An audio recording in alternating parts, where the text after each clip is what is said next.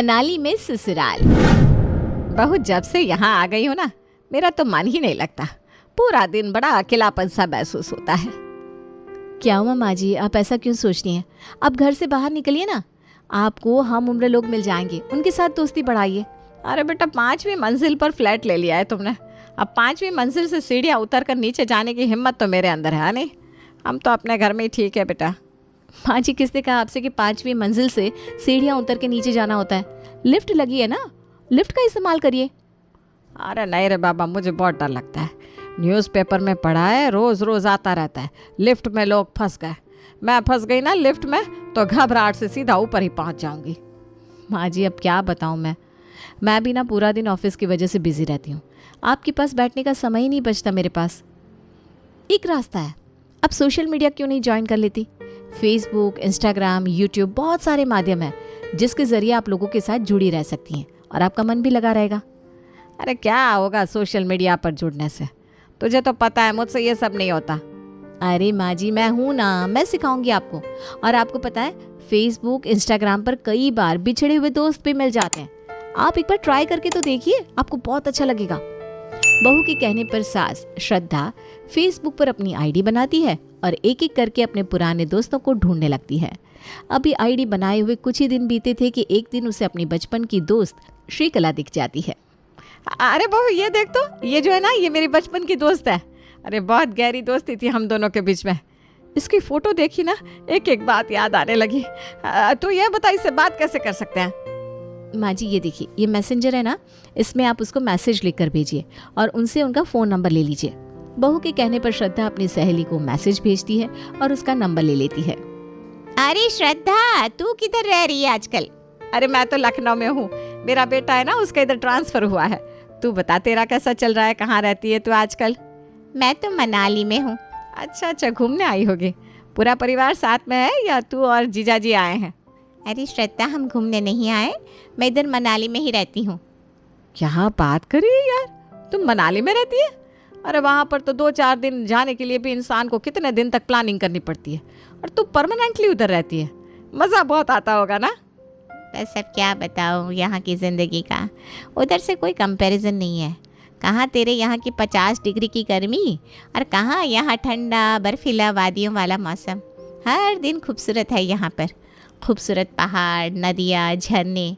Nature का असली मज़ा तो पहाड़ों में ही है। वहाँ दिल्ली यूपी में कुछ नहीं रखा। मेरी मान तो भी इधर ही शिफ्ट हो जा, अपने बेटे से बोल कि इधर ही ट्रांसफ़र की एप्लीकेशन लगा दे।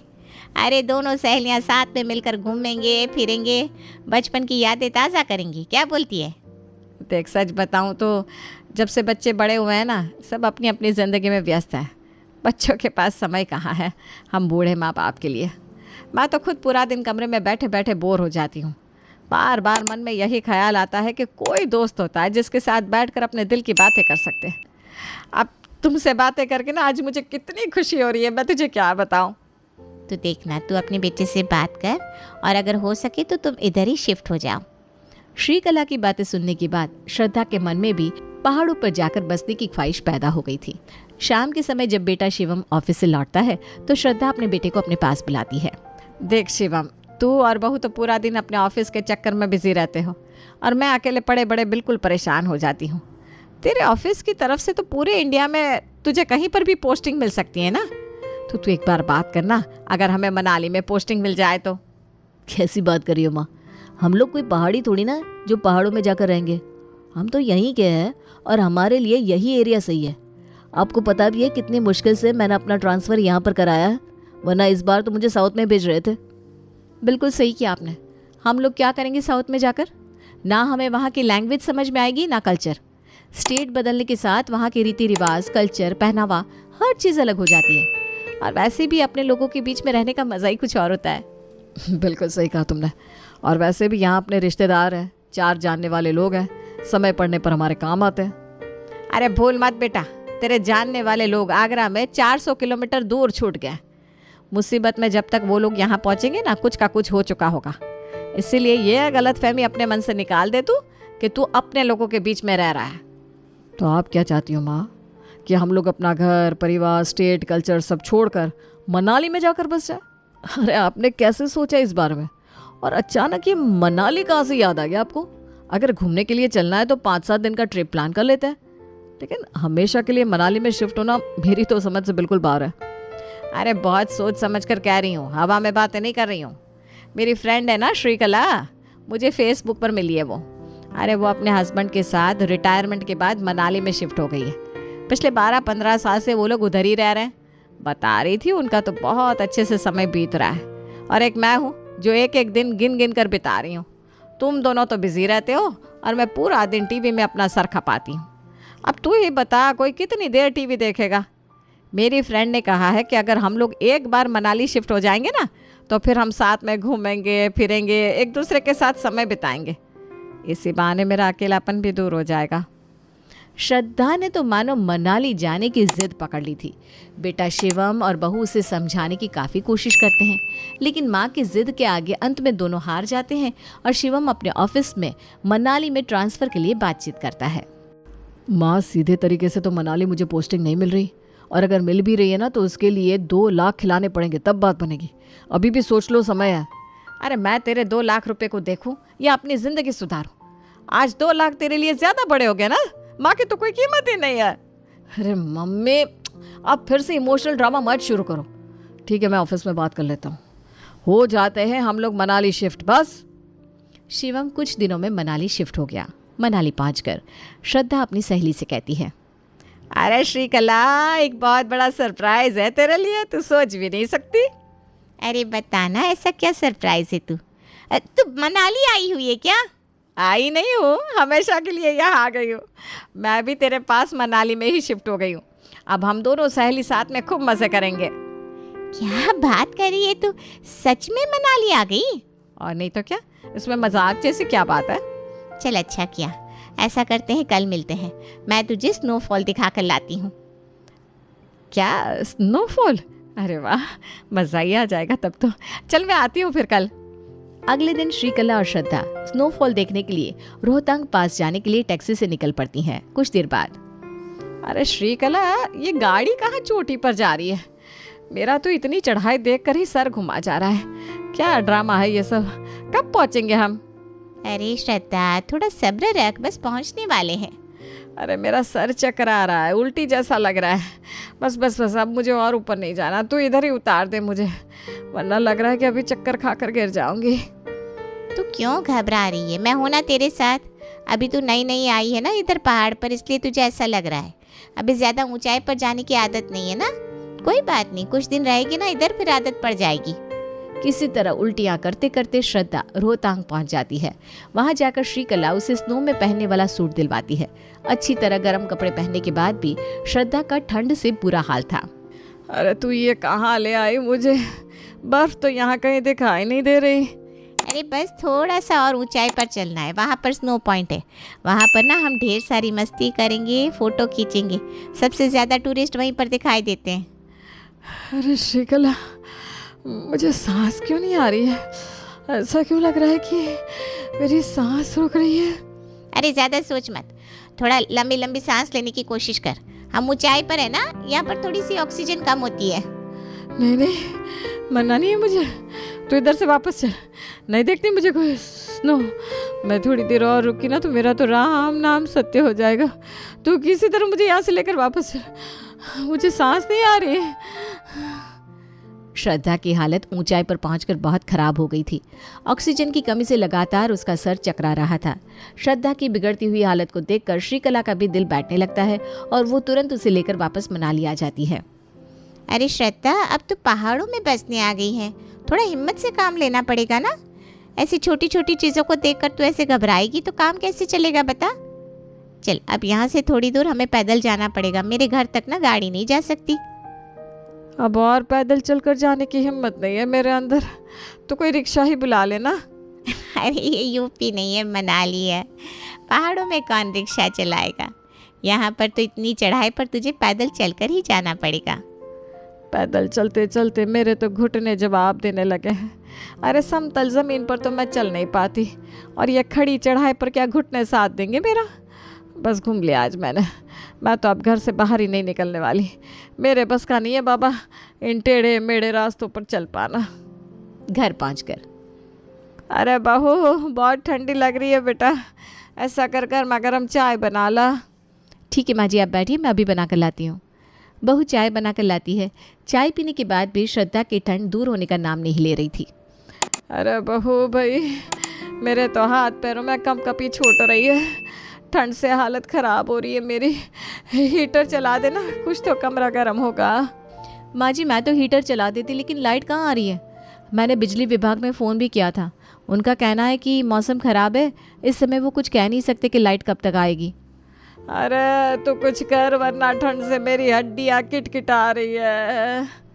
माँ जी जब इतनी ठंड आपसे बर्दाश्त नहीं होती तो किसने कहा था आपसे कि आप बर्फ़ देखने जाए। नाम मत ले तो बर्फ़ का, मैं कौन सा बर्फ़ देख कर आ रही हूँ। अरे वहाँ पहुँचने से पहले ही ना सांस अटकने लगी थी मेरी। मैं तो किसी तरह अपनी जान बचाकर वापस आई हूँ वहाँ से, वरना बर्फ़ देखने के चक्कर में आज सीधा मैं ऊपर ही पहुँच जाती। पता नहीं कैसे जाते हैं लोग इतनी ऊंचाई पर बर्फ़ के गोले बनाकर खेलने। क्या बात करिए माँ जी, बस एक ही दिन में आपका बर्फ़ देखने का सारा शौक उतर गया। अभी तो बस हमें यहाँ आए कुछ दिन हुए हैं, अभी से आप चिढ़ रही हैं। अभी तो बहुत कुछ देखना बाकी है। चलो अच्छा ठीक है, आपको ठंड बहुत ज़्यादा लग रही है ना, तो मैं आपके लिए थोड़े गर्म कपड़े और मंगवा देती हूँ शिवम से कहकर। अब यहाँ पर तो ठंड ही रहने वाली है, ठंड से निपटना तो हमें सीखना ही होगा। अगले 2-3 दिनों में ठंड और भी तेज़ हो गई थी, जिसकी वजह से श्रद्धा की हालत ख़राब थी। अरे माँ जी क्या बात है, आप तो आज सुबह से रजाई से बाहर ही नहीं निकली। आपकी तबीयत तो ठीक है ना? चाय बना दूँ क्या आपके लिए? अरे आग लगे तेरी चाय में, दिन में कितनी बार चाय पिएगा कोई। थक गई हूँ मैं चाय पी पी कर, कितनी भी चाय पी लो ये ठंड तो कटने का नाम नहीं ले रही। लकड़ियाँ जलाकर थोड़ी गर्मी तो मिलती है, लेकिन लकड़ी भी कितनी देर जलाएगा कोई। बिल्कुल ठीक कहा माँ जी आपने। अरे आप तो सिर्फ ठंड से परेशान हैं, मैं तो इस बात से परेशान हूँ कि कपड़े कैसे सुखाएं। हम लोगों को तो आदत है एक दिन कपड़े पहनकर दूसरे दिन उसे धोने की, और यहाँ पर धूप ही नहीं निकल रही, कपड़ों का ढेर इकट्ठा हो गया है। समझ में नहीं आ रहा कपड़े सुखाऊं तो कैसे सुखाऊं। शिवम घर में सामान खत्म हो गया है, बाजार जाकर सामान ला दो ना। ब्लैंकेट से मंगवा लो, इतने सर्दी में अब कहाँ जाऊँगा सामान लेना। तुम्हें पता भी है यहाँ से मार्केट कितना दूर है, कितना दूर पैदल चलना पड़ता है। सामान लाद कर इतना सफ़र करना मेरे बस का नहीं है। कैसी बात करते हो, यहाँ पर कोई ब्लैंकेट काम नहीं करता, सामान जाकर खुद ही लाना पड़ता है। पत्नी की बात सुनकर बेचारा शिवम ना चाहते हुए भी बैग लेकर सामान लेने के लिए बाहर निकल जाता है। कुछ देर बाद अब तो अच्छा लग रहा होगा ना माँ आपको? आपको बड़ी दिक्कत थी वहाँ लखनऊ में कि अपने लोगों से मिल नहीं पाती, बात नहीं कर पाती, मेरे कोई दोस्त नहीं है, और अब आप 24 घंटे 4-4 रजाई लपेट कर बैठी रहती हो। अब तो जैसे बहुत सोशलाइज कर पा रही हो ना आप। अच्छी खासी लाइफ थी हमारी वहाँ पर, यहाँ पहाड़ों में लाकर पटक दिया आपने। मैं ये नहीं कह रहा हूँ कि यहाँ की लाइफ ख़राब है, लेकिन मम्मी हम लोग कंफर्टेबल नहीं है ना यहाँ पर। हमें इतनी ठंडक में और ऐसे माहौल में रहने की आदत नहीं है। ऊपर से यहाँ के लोकल लोगों की लैंग्वेज भी अलग है, वो हमसे बात करना भी पसंद नहीं करते, क्योंकि ना उनको हमारी भाषा समझ में आती है ना हमें उनकी। बस टैक्सी वाले और दुकानदार ही हिंदी समझ पाते हैं, बाकी लोकल लोग तो मुंह ताकने लगते हैं अगर उनसे हिंदी में बात करने लगो तो। मैं समझ रही हूँ बेटा, मैं भी तो इसी वजह से घर से बाहर नहीं निकलती, क्योंकि आस पड़ोस की औरतों को मेरी बात समझ में ही नहीं आती। मैं क्या बातचीत करूँ उनके साथ। कब तक ऐसे घर में रजाई लपेट कर बैठी रहोगी आप? थोड़ा घर से बाहर निकला करो, ऐसे कैसे चलेगा। मैं तो फिर भी ऑफिस के काम से रोज़ बाहर जाता हूँ, स्नेहा भी बाजार से सामान लेने के लिए घर से बाहर निकलती है, लेकिन आपने तो जैसे इन 4 दीवारों के अंदर छुप कर रहने की कसम खा ली है। और आपकी फ्रेंड है ना वो श्रीकला मौसी, उनको फ़ोन करिए, जाइए आज उनके घर ही हो आइए आप। अच्छा ठीक है बेटा, मैं फ़ोन लगाती हूँ श्रीकला को। मैं ऐसा करती हूँ उसे अपने घर ही बुला लेती हूँ। कहाँ इतनी ठंड में मैं बाहर जाऊँगी, मेरे तो दांत बज रहे हैं ठंड से। श्रद्धा अपनी सहेली को फ़ोन लगाती है। श्रीकला कहाँ है तू आजकल, फ़ोन भी नहीं करती, कितने दिन हो गए तुझसे मिले। आज घर आ जा, दोनों सहेलियाँ साथ में बैठकर गप्पे लगाते हैं। अरे यार मैं तो तुझे बताना ही भूल गई, सब कुछ इतनी जल्दबाजी में हुआ ना, तुझे बताने का मौका ही नहीं मिला। क्या हुआ, सब ठीक तो है ना? हाँ वैसे तो सब ठीक है, लेकिन क्या बताऊँ, बेटा बेटी दोनों ही बच्चों वाले हो गए हैं। और जब से हम लोग मनाली शिफ्ट हुए हैं ना, कोई हमारे यहाँ आने को तैयार ही नहीं होता था। अब तुम्हारे जीजा जी है ना, वो कहने लगे ऐसे बच्चों से कट कर दूर रहने का भी क्या फ़ायदा, तो हम लोग ना वापस आगरा शिफ्ट हो गए हैं। मेरे हस्बैंड का कहना है कि अब कितने दिन की ज़िंदगी बची है, अपनों के बीच में रहकर बिताई जाए तो ही अच्छा है। चलो तुम कभी आगरा आना तो मिलना ज़रूर, ठीक है? सहेली की बात सुनकर श्रद्धा के चेहरे का रंग ही उड़ गया। क्या हुआ मम्मी जी? मौसी जी ठीक तो है ना? ऐसा क्या कह दिया उन्होंने जो आपका चेहरा बिल्कुल सफ़ेद पड़ गया? किस मुँह से बताऊं कि जिस सहेली की बातों में आकर मैं तुम लोगों को वहां से यहाँ लेकर आई, वो तो खुद हिमाचल छोड़कर भाग गई। भाग गई? कहाँ भाग गई? अरे बेटा, यहाँ की ठंड और मौसम हर किसी को रास तो आता नहीं, इसकी वजह से उनके बच्चे उनसे मिलने के लिए आते नहीं, तो बस अपने बच्चों के साथ समय बिताने को वो हिमाचल छोड़कर वापस आगरा चले गए। अरे माँ जी, ये तो बहुत गड़बड़ हो गई। अब क्या करेंगी आप? मुझे माफ़ कर दो बेटा, मैंने भी कुछ सोचे समझे बिना अपनी सहेली की बातों में आकर तुम लोगों के साथ गलत किया। कितनी दिक्कत हुई तुम दोनों को अचानक से यहाँ आकर रहने में। सिटी में तो ढंग का मकान भी नहीं मिला और इसीलिए मेरी वजह से तुम लोग यहाँ छोटे से गांव में रहने को मजबूर हो। अरे छोड़िए ना माँ जी, कोई बात नहीं, हम लोग ठीक है, हमें कोई परेशानी नहीं है। थोड़ा टाइम लगता है लेकिन अब हम लोग यहाँ पर एडजस्ट हो गए हैं। अरे तुम लोग तो एडजस्ट हो गए बेटा, लेकिन सच बताऊं मैं यहाँ एडजस्ट नहीं हो पा रही हूँ। मेरी बूढ़ी हड्डियों में यहाँ की ठंड में रह पाने की ताकत ही नहीं है। अरे 4 दिन में एक बार ना आती हूँ मैं, उसके बाद जिस दिन ना आती हूँ ना, पूरा दिन कंपकपी छूटती रहती है मेरा तो सारा धर्म ही भ्रष्ट हो गया है। कहाँ मैं सवेरे 5 बजे नहाकर ठाकुर जी के आगे ज्योत जलाने वाली, कहाँ अब 4 दिन में मंदिर जाने की हिम्मत नहीं कर पाती। अब बिना नहाए धोए क्या पूजा पाठ लगेगा, तू ही बता। मेरा तो बुढ़ापा ही खराब हो गया बेटा। तू देखना, अगर शिवम नाराज ना हो तो हम लोग भी वापस अपने लखनऊ वाले मकान में चलते हैं ना। देख लिया ना स्नेहा, आ गई ना माँ लाइन पर। मैंने कहा था ना, तुम्हारी सासू माँ 2-4 महीने से ज़्यादा हिमाचल में टिकने वाली नहीं है। मनाली जाने का कितना जोश है ना मम्मी के अंदर, उससे दुगने जोश के साथ अब वापस आएगी। देख लो, सच निकली ना मेरी बात।